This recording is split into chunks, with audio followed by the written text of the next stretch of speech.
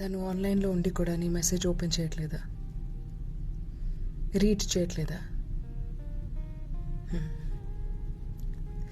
కావాలని ఇగ్నోర్ చేస్తున్నారేమో అని డౌట్గా ఉందా? కానీ దానికన్నా ఎక్కువ హర్టింగ్గా ఉందా? ఎందుకు అలా చేస్తున్నారో అర్థం కావట్లేదా? కన్ఫ్యూషన్ ఉందా?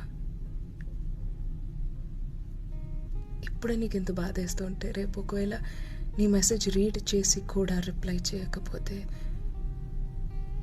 ఇంకెంత బాధగా ఉంటుంది? డార్లింగ్, నేను ప్రేమించే వాళ్ళు నేను ఎప్పుడు కన్ఫ్యూషన్లో పెట్టరు. గుర్తుపెట్టుకో, ప్రతిరోజు ఒకళ్ళు నేను ఇగ్నోర్ చేసే పొజిషన్లో నువ్వు పెట్టుకోవద్దు. You deserve to be loved. And I love you.